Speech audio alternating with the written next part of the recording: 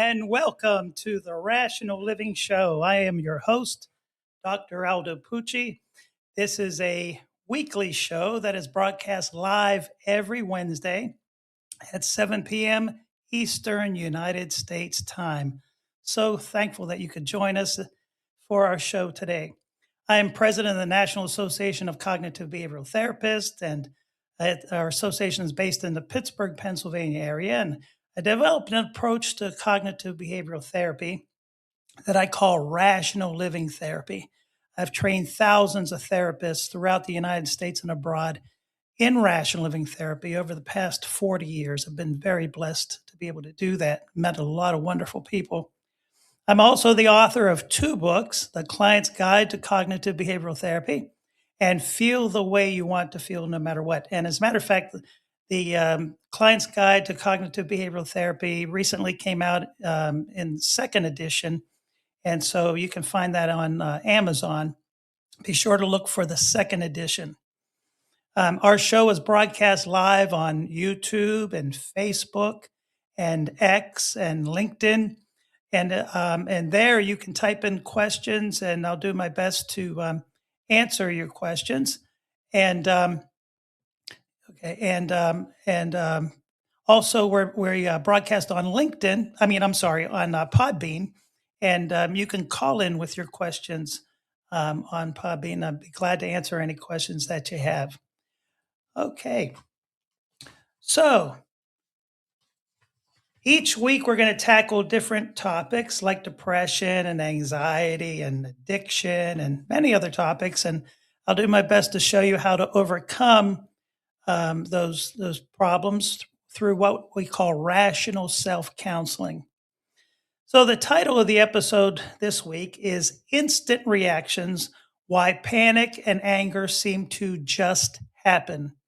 And sometimes that's the case. People will say, well, I don't know, it just happened. All of a sudden, this just came over me and I started feeling this way. My heart started beating fast, or all of a sudden, someone said something to me and instantly I became angry.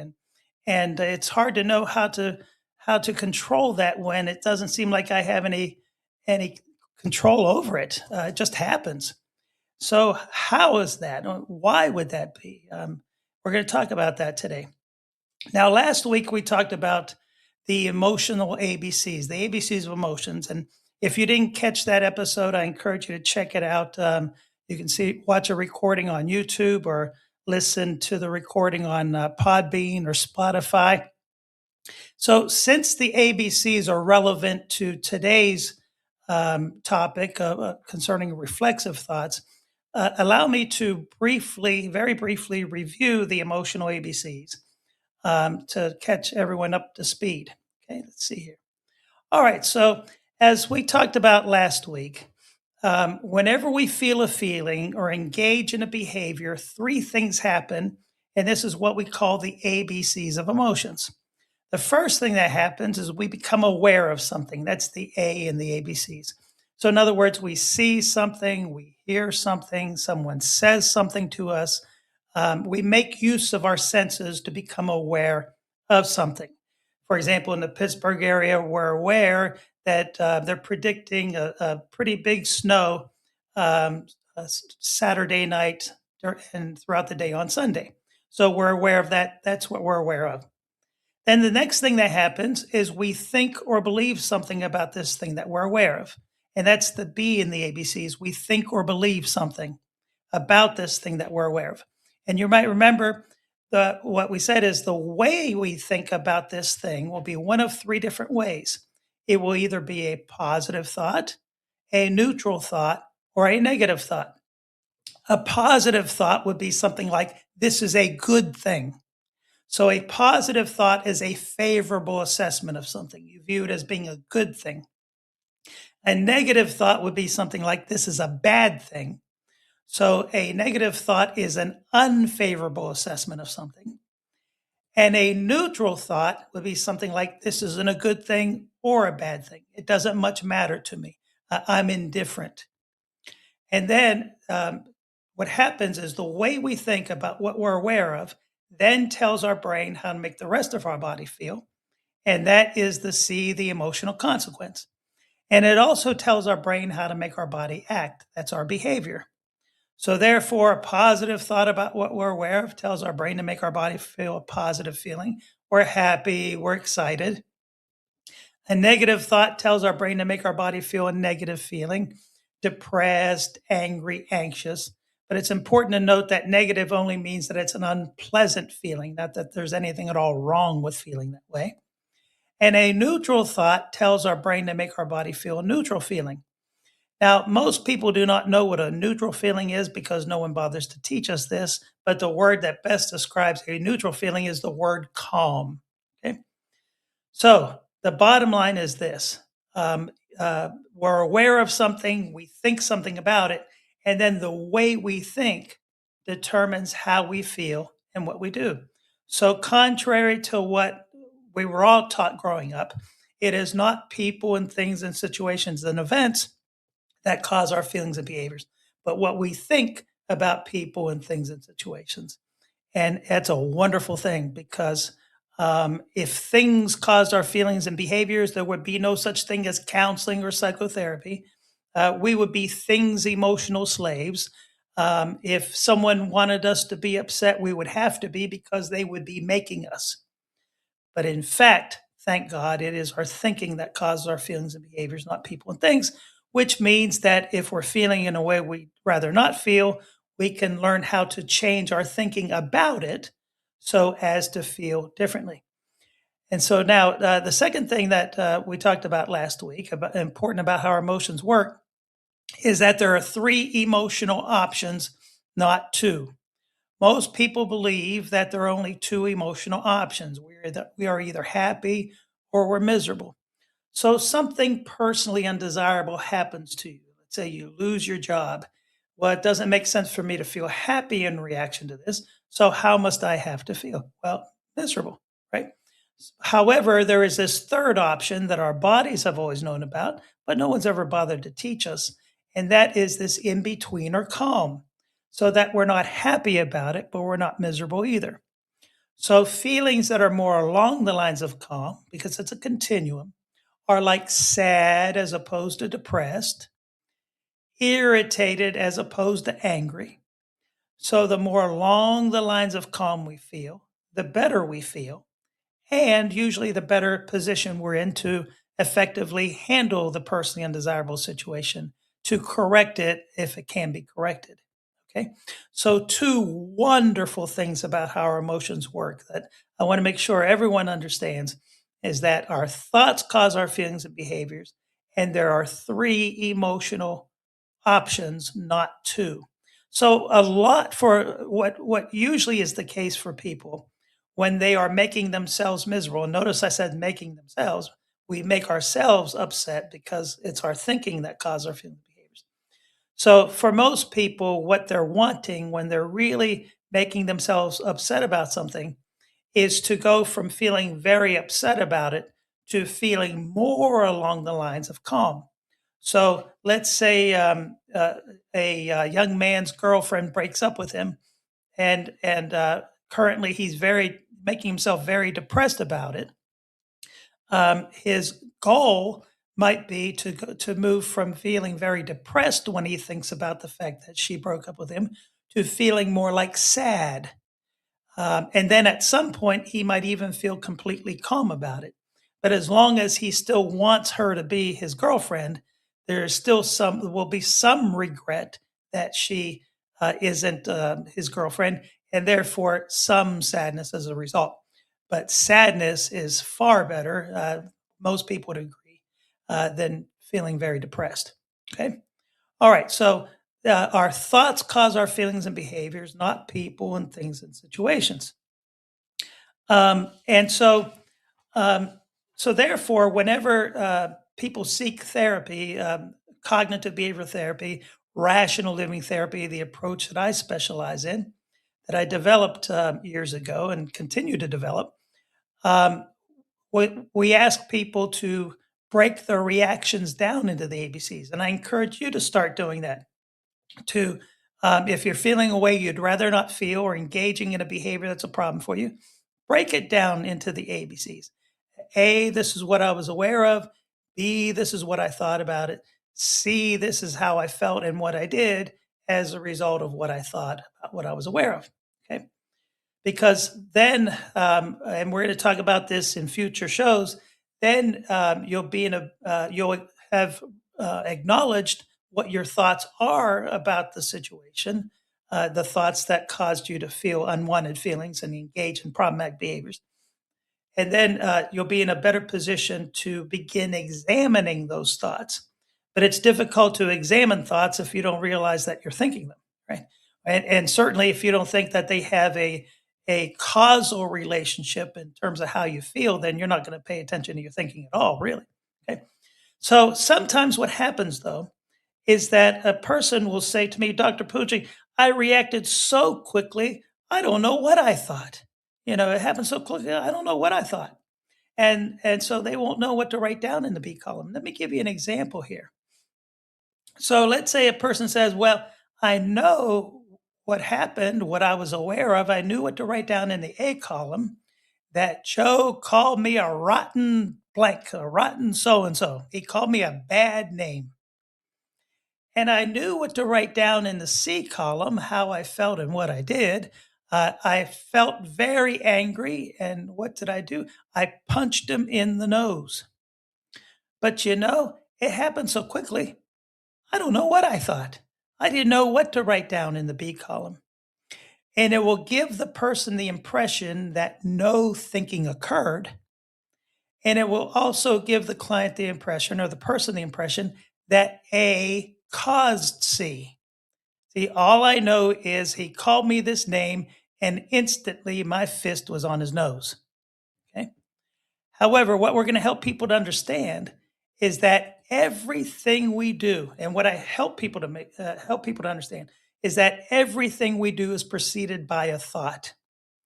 We cannot do anything without somehow giving our brain the signal to do it, except for a very basic, simple physiological reflex, like the doctor taps on your knee and your leg jerks, or that wonderful glaucoma test where they blow the air in your eye and you blink. Don't you hate that? Except for something like that, a very basic, simple physiological reflex, everything we do is preceded by a thought.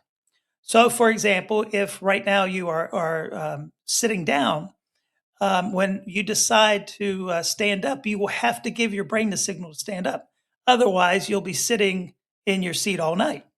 Now, why might you not pay much attention to that signal that you give your brain to stand up? Well, because most people have stood from a seated position all their life. So they've gotten very good at standing from a seated position. And so they don't have to think much about it consciously. However, if you had a neuromuscular problem, for example, developed one, and you had a lot of difficulty standing, you would realize how much you pay attention to that thought to stand up. Okay, so if the brain did not require the signal from us to do it, we would engage in random behaviors. Who knows what we would do if the brain did not require us to give it the signal to make the body do? Okay, so the point is this: the brain had to get the signal to make the body feel very angry and to punch Joe in the nose. Otherwise, it wouldn't happen. And if it did, it wouldn't need Joe to call him a rotten so and so, right? If his body just did it. So the question is, what is this signal that the brain gets and gets very quickly to produce such a rapid, seemingly instant response? What we call this signal in rational living therapy is a reflexive thought. Okay? A reflexive thought is a very well learned, very practiced thought. So practiced, so well learned that it is now stored in the brain ready for action. So that the second the brain is reminded of this thought, it's activated and off you go. You no longer need to think it consciously. It is that practiced, that well learned. And so you might wonder, well, how does a thought get so practiced? How does a thought get so well learned? Well, we're going to talk about that here in a moment. But at the very least, what we do know is that every time we think a thought, we're practicing that thought. Every time we engage in a behavior, we're practicing that behavior. So that after a while, we become so skilled at thinking that way, at acting that way, we no longer need to think it consciously. Okay.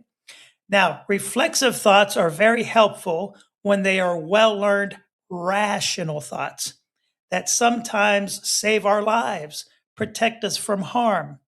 For example, a reflexive thought is what enables you to slam on your brakes to avoid hitting the car in front of you, right? But if you had to think to yourself, now, what was it that the instructor said to do to stop the car? You'd wreck, right? You'd run into the person in front of you. What enables you to slam on your brakes and then wonder how you could react so quickly is a reflexive thought. You have a very well learned thought that to stop a car, I need to put my foot on the brake. Now, how did that thought get so well learned? Well, when you were little, you probably saw adults put their foot on the brake to stop the car. And then you were taught to do that. And then each time you put your foot on the brake, you were practicing that thought. And you continue to do so if you're still driving. So that now that thought is so practiced, so well learned, you no longer need to think it consciously. It is now a reflexive thought. However, reflexive thoughts are not so helpful when they are well learned, irrational thoughts that produce instant, unwanted emotions and behaviors. Okay. So if and since our thoughts cause our feelings and behaviors, and the reflexive thought is sometimes what's going on here is activated, and that's why instantly a person reacts to something.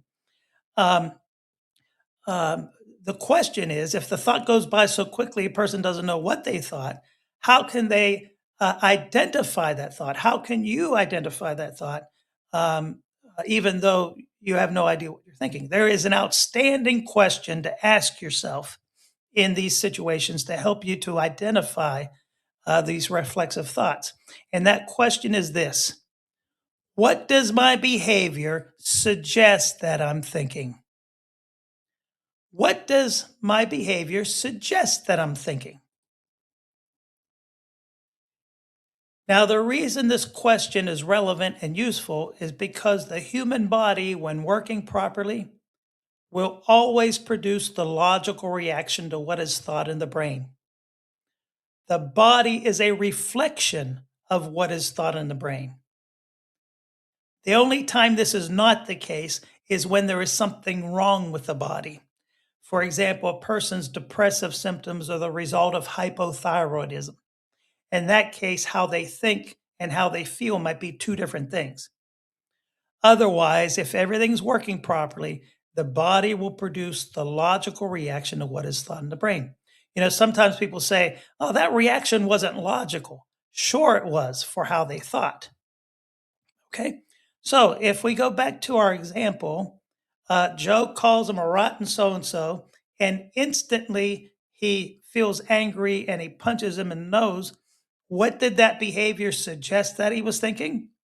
Well, one thing we know is that his behavior did not suggest that he was thinking, "Oh, goody, goody, please call me this some more." Right? He couldn't have thought that and had that reaction. We also know that his behavior does not suggest that he was thinking, this doesn't much matter to me one way or another. He couldn't have been thinking that and had that reaction. So, at the very least, we know that his behavior suggested that he was thinking that this was a bad thing. And more specifically, something along the lines of that he shouldn't have called me that name, and I don't like it. I hate it when people call me names like this, and I need to not be treated this way. I can't stand being treated this way. Okay. And the more that you understand about the different kinds of thoughts that produce the different feelings and behaviors, the easier it will be for you to answer this question: what does my behavior suggest that I'm thinking? Okay. And so it is very helpful to know about the different kinds of thoughts that produce the different feelings and behaviors. And that's one of the things that we'll talk about over the weeks is about the different kinds of thoughts. And you can also reinforce your learning.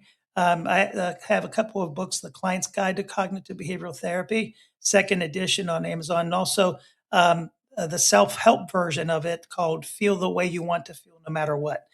Both of them are on Amazon and can help you with this. And we're also going to be talking about it as well, through the weeks on our show, the Rational Living Show. Okay. And so, uh, you might wonder, well, how do people develop reflexive thoughts? Well, we talked about in part how we do. One is just through the repetition of conscious thought. So each time we think a thought, like it's terrible to be treated this way. I can't stand being treated this way. Each time we think a thought, we're practicing that thought so that after a while, we're so skilled at thinking that way, we no longer need to think it consciously. So just the repetition of conscious thought. Then there's repetition of behavior. So, so that, for example, each time you put your foot on the brake, you're practicing that behavior. So that instantly you put your foot on the brake, and that's a reflexive thought. Um, if you, for example, many people who study martial arts, are taught that. As a matter of fact, my son and I years ago used to take a martial art. We were very involved in the martial art, and our instructor used to say, "Now, what we want you to do is when you go home, make sure that you practice these punches and kicks and blocks, because if you only go over them twice a week or so, you're going to get attacked on the street, wonder, what did my instructor tell me? And get yourself killed." He said a far better defense would be to turn around and run, run as fast as you can. So, what he wanted for us is to have these movements, the blocks and the kicks and the punches, to become reflexive. And the only way that would ever be is if we practice them over and over and over again. Okay. So that develops a reflexive thoughts. Also, we develop reflexive thoughts through classical conditioning, and which means that two things become paired together. If you have a pet, you're probably familiar with classical conditioning. For example, if you make a certain noise associated with their getting food, you notice that they hear that noise and they come running. It could be the opening of a drawer or what have you. It's because the pet, the cat or the dog, what have you, has associated that sound with being fed. That's classical conditioning. And so when things are paired enough together, after a while, that develops a reflexive thought. And also, reflexive thoughts can be developed through hypnosis. Now, a couple of things to understand about hypnosis is that it's not just, we don't only go into hypnotic states if we go to a hypnotist or a hypnotherapist. We go through states of hypnosis every day as we wake up, as we're falling asleep. One of the examples I give of hypnosis is sometimes, at least in the past, my wife used to ask me, "Hey, honey, could you watch the weather and see what the weather is going to be like?" This is before you could just find out on your phone or whatever. Yeah, sure. And so what would happen to me is the weather, the meteorologist would give so much irrelevant, at least in my opinion, irrelevant information to the forecast, that I would just drift off in my mind. I would go into hypnotic state and then miss the whole forecast. That's hypnosis. And so a couple of things to understand about hypnosis is that one, the deeper the state of hypnosis, the fewer repetitions that are required for a person to learn something. Okay? And secondly, when a person is in a sufficient deep state of hypnosis, what is said to them, what they say to themselves, what they're exposed to, is taken as a statement of fact, whether they believe it or not.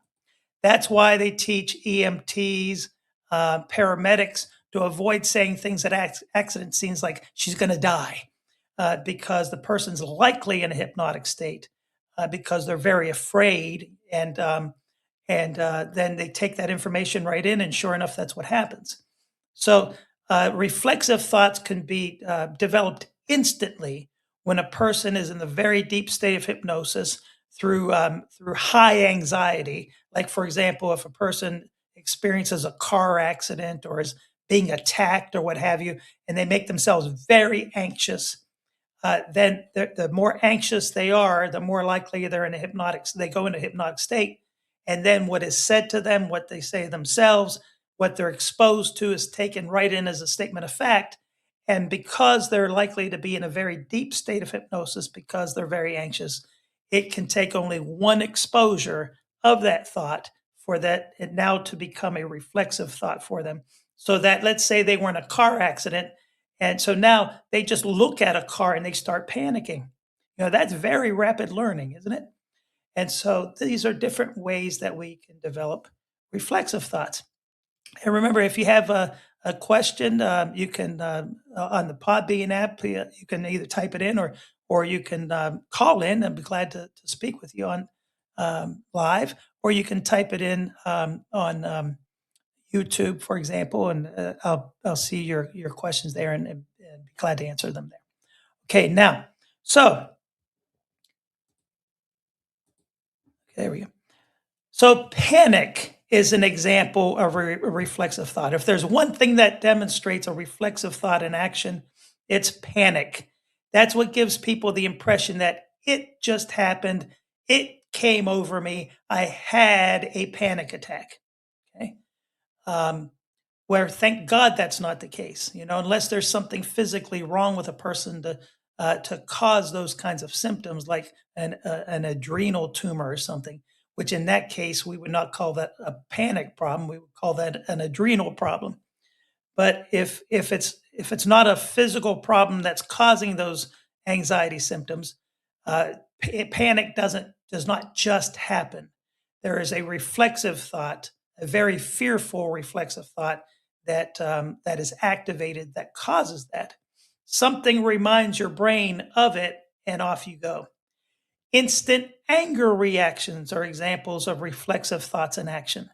Like the example that we gave earlier of a person instantly feeling angry and punching. Uh, Instant substance cravings can be reflexive thoughts and actions. So people struggling with substance abuse issues, will often just smell a certain smell and instantly crave that substance because of a reflexive thought associated with that. Um, and but the good news is this: is if it just happened, as in anxiety or anger or what have you, I wouldn't know what to do about it. You see, but thankfully, it doesn't just happen. So what we do is ask that question: what does my behavior suggest that I'm thinking? Okay. And then what we do after that is examine those thoughts, apply what we call the three rational questions, which we'll talk about in the future, to those thoughts to help us to determine are those thoughts that I want to hold on to because they're serving me well. They're helping me to feel the way I want to feel and achieve my goals, and they are accurate, or are they thoughts that are important for me to get rid of and replace them with thoughts that are rational for me? Okay. So-called traumatic reactions are examples of reflexive thoughts in action. So that the person is aware of something, maybe even very subtly, is aware of something associated with having been attacked, or having been in combat, or a car accident that they experienced, or their home being on fire, whatever it was that they were very anxious about, and instantly they react with anxiety to it. Now, unfortunately, a lot of the mental health field, and certainly many lay folks, will tell you that it's that situation. It's the hearing the gun going off is what's causing you to feel anxious. But thank God that's not the case. It's a very well learned thought that you no longer need to think consciously, very fearful thought that causes that traumatic reaction to what you're reminded of. And so, therefore, What does my behavior suggest that I'm thinking? Helps us to identify those reflexive thoughts and to examine them and then correct them if they're mistaken. All right, let's see here.